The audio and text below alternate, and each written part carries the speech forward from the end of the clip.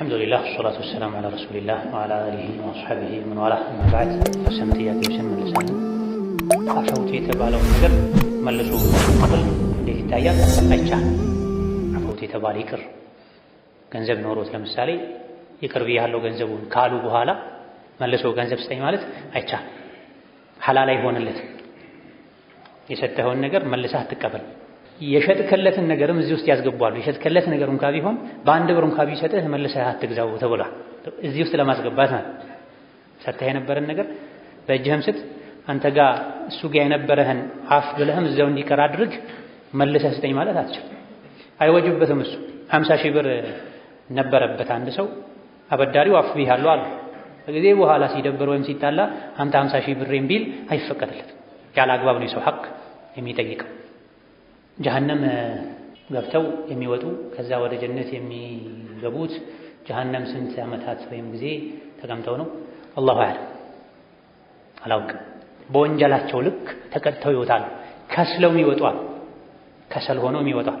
የጀነት ወንዞች ደጃፍ ላይ ተጥለው የጀነት ወንዝ አጥቧቸው ጀነት ይገባሉ። ጀነት ከገቡ በኋላም ምልክቱ አይጠፋም። የጀነት ሰዎች ጀሀነሚዩን ይሏቸዋል። እነዚህ ከጀሀነም የመጡት ናቸው ይባባላል። ይሄኔ አላህን ተማጽነው ለምነው ይሄ ምልክት እንዲያጠፋላቸው ይጠይቁታል። ከጊዜ በኋላ ይጠፋላቸዋል ተብሏል። ነዑዙ ቢላሂ ሚነናር ወማ ዩቀርቡ ቢሃ ሚን ቀውሊን አው ዐመል ኢንነሁ ዐላ ኩሊ ሸይኢን ቀዲር። የምግብ አደብ ተጠብቆ ከተበላ የዕድሜ በረካ ያገኛል የሚለው እንዴት ነው? በአደብ የበሉት ምግብ ሰውነትን ይገነባል። ሰውነት ለኸይር ነገር እንዲነሳሳ ያደርጋል። እድሜ በረካ ያገኛል ማለት በአጭር ጊዜ ረዥም ዓመት ተኖሮ ተሰርቶ የሚገኝ አጅር ይገኛል ማለት። ምግብ በአደቡ ከተበላ ምግቡ ለሰውነት ተስማሚ ይሆናል። ተስማሚ መሆኑ የሰውነት አካላታችን ሁሌ ስራቸው እንዲሰሩ ያደርጋል። ምግቡ በረካ ካልሆነ ወይም ንጽህና ከጎደለው ወይም አደብ ከጎደለው ሰውነት ይታመማል። ሰውነት ሲታመም ባለን ጊዜ እንኳ ብዙ ስራ መስራት አንችልም፣ ያግደናል። የምግብን አደብ ከጠበቁ ከአደብ አንዱ ሐላል መብላት፣ ከአደብ አንዱ ሐላል መብላት፣ አብዝቶ አለመብላት፣ ባህሉ መጀራ። እነዚህ አይነት አደቦች ከተጠበቁ ያለን እድሜ ብዙ ስራ እንሰራበታለን ማለት። አደቡ ከጎደለ ከዚህም አንዱ ሐራም መብላት ነው። ጤንነት ሊቃወስ ይችላል። የበሉት ምግብ ለሐራም ሊያነሳሳ ይችላል፣ ከኸይር ሊያግድ ይችላል ማለት ነው የሚሆነው ተፍሲሩ። ወላሁ ተዓላ የሰው ልጅ የእድሜ በረካ ሲያገኝ እንዴት ነው? ከፊተኛው ጋር ተመሳሳይ ነው። በአጭር እድሜ ረጅም ዓመት የኖረው ሰዎች ማይሰሩትን መስራት ይችላል። ኢማም ነወዊ ሌሎችም ሹካኒ ዝምድናን መቀጠል ሪዝቅ ያሰፋል፣ እድሜ ያረዝማል የሚለውን ሐዲስ ሲያብራሩ በዚህ ፈስረውታል። በዋነኝነት ሁለት አይነት ተፍሲር ሰጥተውታል። አንደኛ በትክክል አንድ ሰው ዝምድናን ከቀጠለ ኸይር ስራ ከሰራ እድሜው ይረዝማል ማለት እድሜ ይጨመርለታል ማለት። 60 ከነበረ 70 ይሆንለታል። አይ አይደለም። ሌላኛው ተፍሲር እድሜው ራሱ ነው 60ም 50ም ይሁን፣ ነገር ግን ዝምድና ከቀጠለ ኸይር ስራ ከሰራ ጥሩ ሰው ከሆነ በ60 ዓመት በ50 ዓመት የ80 ዓመት እድሜ ያለው ሰው ማሳካት ያልቻለውን ቁም ነገር ማሳካት ይችላል። ጊዜው በረካ ይሆንለታል፣ አላህ ያግዘዋል ማለት ነው ተብሏል። አንዲት ዘር የሌላት ሴት ባሏ ሌላ እንዲያገባ ስለፈለገ ከሌላ ሴት ጋር አስተዋወቅ ነው እና የመጀመሪያዋ በእኛ ላይ ዱዓ ታደርጋለች እና እኛ በደለኛ እንሆናለን። አበደን እሷን መጉዳት ታስቦ እስካልተደረገ ድረስ በደለኛ አትሆን። በተለይ ዑድር ካለው መውለድ ካልቻለች መስጠት ያለበትን ያክል ጊዜ ሰጥቶ ማድረግ ያለበትን ሰበብ አድርጎ ሕክምና ሞክሮ መውለድ ካልቻለ ሌላ ማግባት ለሱ ሐላል ነው፣ የተፈቀደ ነው። ከአንድ በላይ ማግባት የተፈቀደበት አንዱ ምክንያትም ይሄ ነው። አላህ የደነገጋቸው የፈቀዳቸው ነገሮች ሁሉም ምክንያት ሊኖራቸው ይችላል። እኛ ላናውቀውም ልናውቀውም እንችላለን። ከአንድ በላይ ማግባት አስፈላጊ ነው። በስርዓቱ በመስፈርቱ በጊዜው ከሚያስሩ ነገሮች አንዱ አንዳንዴ ሴት ልጅ ላትወልድ ትችላለች። እሷ አስባሏ ማይወልድ ከሆነ ከፈለገች ከሱ ጋር ትኖራች፣ ካልፈለገች ይቅርታ ፍታኝ ብላ ሌላ እድሏን መሞከር ትችላለች። ስለማይወልድ ብቻ ፍቺ መጠየቅ ይቻላል ወይ አይቻልም የሚለው ኺላፍ ያለበት የሚታወቅ ጉዳይ ነው። ግን ዘር ለሰው ልጅ ወሳኝ ነገር ከመሆኑ አንፃር በሌሎች ምክንያቶች ፍታኝ ማለት እንደሚቻለው ፈልጋለሁ ካለች ታደርግ ትችላለች፣ በቂ ጊዜ ከጠበቀች በኋላ። ወከዛልክ ወንድ ልጅም ከሴት ልጅ ጋር የኖረ መውለድ ያለመቻሉ ችግር የሷ መሆኑ ከተረጋገጠ ከሚፈታት ሌላ ሚስት አግብቶ ልጅ ቢወልድ ለሷም ለሱም መልካም። ይህ ላይ ሌሎች እህቶች ስለተባበሩ ብቻ እነሱ ላይ ዱዓ ማድረግ አይገባም። አላዋቂነት ነው። ምናልባት ቸኩሎ ከሆነች ጊዜ አልሰጣችሁኝም፣ መታከም ካለብኝ እንታከም። አንዳንዴ የሚቸኩሉ ሰዎች አሉ። በ2 ዓመት 3 ዓመት በ4 ዓመት ውስጥ አልወለደችም ብለው የሚሮጡ ሰዎች አሉ ሌላ ለማግባት። ይሄ በቂ ላይሆን ይችላል። መጠበቅ ያለበትን ጊዜ ያክል ጊዜ ተጠብቆ አልያ ደግሞ ምንም ቢጠበቅ የሚመጣ ለውጥ የለም የሚል የሕክምና መረጃ ካለ ሁሌ እነሱ ያሉት ትክክል ባይሆንም የአላህ ሥራ እንደ ሰዎች አለ አኩል ሐል እሷን በማይበድል መልኩ አቅም ካለው ፍትሃዊ ከሆነ ሌላ ሴት እንዲያገባ ማገዙ ዱዓ እንዲደረግበት የሚያደርግ አይደለም በፍጹም። ያለ አግባብ ዱዓ የሚያደርግ ሰው ዱዓው ራሱ ላይ ነው የሚመለሰው። ያለ አግባብ ዱዓ የሚያደርግ ሰው ዱዓው ራሱ ላይ ነው የሚመለሰው። ሴት ልጅ ሶብር ልታደርግ ጥበበኛ ልትሆን ይገባል። በጉልበት ማያገኙትን በጥበብ ማግኘት ይቻላል። አታገባም ብላ ባሏን በግድ ይዛ ከምታገኘው ይልቅ ፈቅዳ ሌላ ሴት አግብቶ በሰላም በፍቅር መናናሩ ነው ይሻል። አንዳንዴ የማህፀን ቅናት የሚባል ነገርም አለ። የማህፀን ቅናት ምን ማለት ነው? የማህፀን ቅናት ማለት ማይወልዱ የነበሩ ሴቶች ባሏን ሌላ ወንድ አግብቶ ሲወልድ የእሷ ማህፀንም ቀንቶ ይወለዳል ይባላል። ተከስቷል እንደዚህ። ስለዚህ መውለድ ያልቻላችሁ ሴቶች ባላችሁን ዳሩ፣ ትወልዳላችሁ። ማህፀን ይቀናል ተብሏል። ሌላ ምስጢር ይኖራል። እድሜው ከፍ ብሎ ስልክ የሚያዘወትር ሰው ምን ይመከራል? ወደዕ ሱባ ወለቀድ ዓዳከ ዘማኑሁ ወጅሀድ ፈዑምሩከ መረ ሚንሁ አልአጥየቡ ይባላል። እንደዚህ አይነት ጫወታን ዛዛታን ተው፣ ጊዜው አልፎብሃል። ጣር፣ ልፋ፣ ድከም፣ ከእድሜህ ቁንጮ አልፏል። መጃጃል፣ ህፃን መሆን ከወጣት ያስጠላል። ከፍ ካለ ሰው ሲሆን ደግሞ በጣም ያስጠላል ተብሏል። ትልቅ ሰው ከ40 ካለፈ ከፈን ሊያዘጋጅ ህሊናው ላይ አእምሮው ላይ ከፈንን ሊያስብ እቺ ሶላት፣ እቺ ቁርአን፣ እቺ ሰደቃ ትሆናለች የምታድነኝ አኺራ የጀነት ሸባብ ወጣት የምታደርገኝ ሊል ይገባዋል እንጂ እንደ 10 11 12 ዓመት ልጅ ሊጃጃል አይገባም። ለቁም ነገር እንጂ ስልክን ልንጠቀም አይገባንም። የትኛውም እድሜ ላይ ብንሆን ለዛዛታ ለጨዋታ አልተፈጠረም። ስለዚህ እድሜው ትልቅ ሆኖ ስልክ የሚያበዛ የሚያዘወትር ገለጥ ነው። ባለንበት ጊዜ የሚታይ ችግር ነው። ብዙ የመኪና የትራፊክ አደጋዎች አንዱ ሰበባቸው ስልክ ነው። እየነዱ ስልክ የሚጠቀጥቁ ሰዎች አሉ። ቆመው ስልክ ሌላ ለመወስዷቸው ከኋላ ተመተው የሚገጩ አሉ። ትራፊክ ጭንቅንቅ የሚፈጥሩ አሉ። ወከዛልክ ልጆቻቸው ቤተሰቦቻቸውን ጭራሽ ማያጫውቱ ፈገግታቸው፣ ጨዋታቸው አርቲፊሻል ጨዋታ፣ የርቀት ጨዋታ የሆነ ሰዎች አሉ። አእምሮን ያደነዝዛል፣ ሲበዛ በሽተኛ ያደርጋል፣ ሱሰኛ ያደርጋል።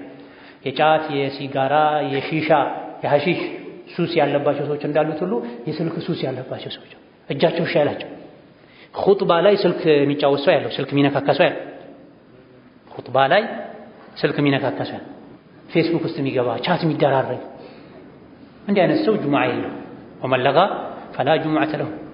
ጁሙዓ እየተሰገደ ማነው ኹጥባ እየተደረገ ጠጠር ያስወገደ ለግው አድርጓል፣ ውድቅ ድርጊት ፈጽሟል። ለግው ያደረገ ደግሞ ጁሙዓ የለውም ብሏል ነብዩ ሰለላሁ ዐለይሂ ወሰለም። በተለያዩ አጋጣሚዎች አጠገቤም ሆኖ ሚንበር ላይም ሆኜ አይቻልም። ኹጥባ ላይ ሰው ስልክ ይነካካል። ውሃ መጠጣት ይቻላል አይቻልም ያሉ እኮ ነው ዑለሞች። ኹጥባ እየተደረገ ውሃ አንስተህ መጠጣት ይቻላል አይቻልም ያሉ ዑለሞች። ፈከይፈ ቢልጀዋል ስልክ አውጥተህ መጻጻፍ፣ ፎቶ ማየት፣ ቻት መደራረግ ጀህነም። ባለቤታቸውን መኝታ ቤት ሸኝተው ሳሎን ቤት ላይ የሚያድሩ አሉ ከስልክ ጋር። በስልክ ዝሙት የሚሰሩ ሰዎች አሉ። አላህ ይጠብቅ። በስልክ ዝሙት የሚሰሩ ሰዎች ላይቭ ተደዋውሉ። ከዚህ በለጠ ውርደት ምን አለ? በተለይ እድሜው ከፍ ያለ ሰው የሰውነት አካላቶች አማና ናቸው። ወንጀል ያደክማቸዋል፣ ሬሳ ያደርጋቸዋል። ይሄ ለወጣት እንኳን አይገባም። እድሜው ከፍ ያለ ሰው ፍጹም ይሄን ሊያደርግ አይገባም።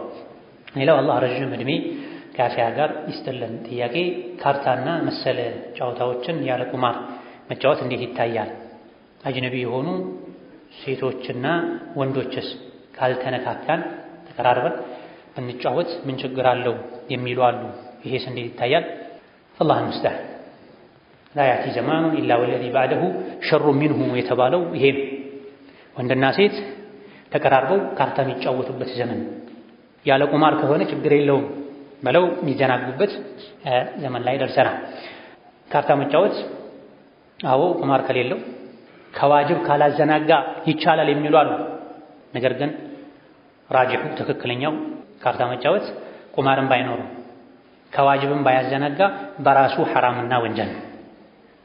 ለምን ከተባለ አንደኛ በማላ ያኒ ምንም በማይጠቅም ነገር ጊዜ ማቃጠል ስላለበት፣ ከዚክር ስለሚያዘናጋ፣ ከዒባዳ ስለሚያዘናጋ፣ ወደ መሰዳደብ፣ ወደ መጣላት፣ ቂም ወደ መያያዝ፣ መጨረሻው ወደ ማይመሰገን ፍክክር ስለሚወስድ አንዴ ከጀመሩት አያባራ።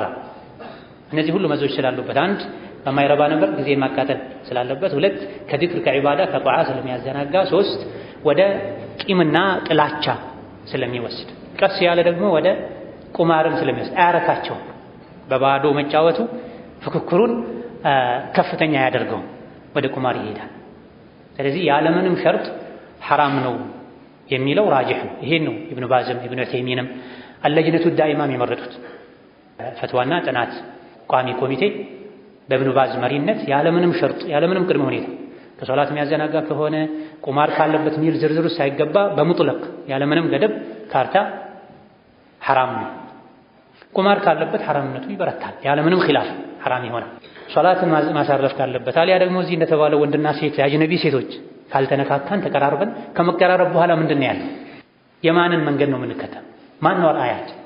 ካርታ መጫወት ነው ቀብር ስንገባ የሚጠቅመን ወይስ በካርታው ፋንታ ሱብሃንአላህ ወልሐምዱሊላህ ወላ ኢላሃ ኢለላህ ወላሁ አክበር የሰው ልጆች አላህን ፍሩ ዲናችሁን ጠብቁ ብሎ መመካከር፣ ዚክር ማለት ቁርአን መቅራት ነው የሚጠቅመው? ሙእምን ጊዜ ካገኘ አንድ ጁዝ፣ ግማሽ ጁዝ፣ ሁለት ጁዝ በመቅራት 1000 ጊዜ ሱብሃንአላህ በማለት 1000 ጊዜ አስተግፊሩላህ በማለት ነው ጊዜውን ማጥፋት ያለበት ወይስ በካርታ? ጭራሽ ደግሞ ወንድና ሴት ተቀራርቦ፣ ይሄ መቼም ከሙስሊም የመጣ ጥያቄ ነው፣ ከሌላኛው መንደር አይደለም። ሙስሊም አጅነቢ ወንድና አጅነቢ ሴት ይሄን የሚያደርግ ከሆነ ሰውስ ምንድን ነው የሚማር? ወዴት ነው ይሄድን ያለው? ወጣቱ አላህን ሊፈራ ወላጆችም ልጆቻቸውን ሊከታተሉ ይገባል። ሰዎች ጎጂነቱ ማላ ያዕኒነቱ ግልጽ የሆነውን ነገር የሆነ የእስላም ልብስ ሊያለብሱት ይፈልጋል። ቁማር ከሌለው ኖረውም አልኖረውም መፍሰዳው የከፋ ነው። ጊዜው ውድ ነው። ያለ አግባብ ጊዜ ሊጠፋ አይገባም። ከባለቤቴ ከተጣላን 1 ዓመት ሞልቶናል። እናም ኒካው አልወረደም። አባቴ ቤት ነው ያለሁት።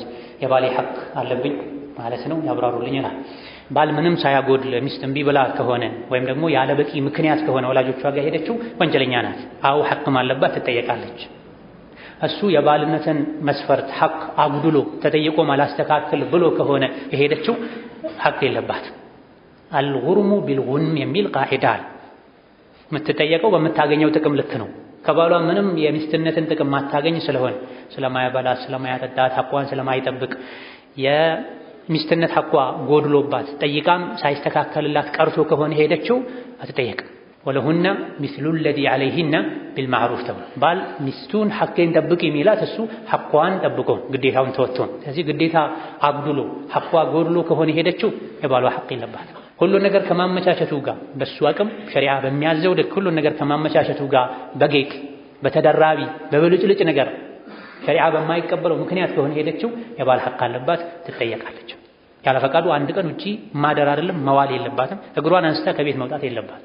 ማሂያ አስባቡ ወጡሩቁ ሊኸሽየቲላህ ማሂያ አስባቡ ወጡሩቁ ሊኸሽየቲላህ እክቱብ ቢልአምሀሪ ያ አኺ ወላ ተከስር አልዓረቢየተ ከስራ።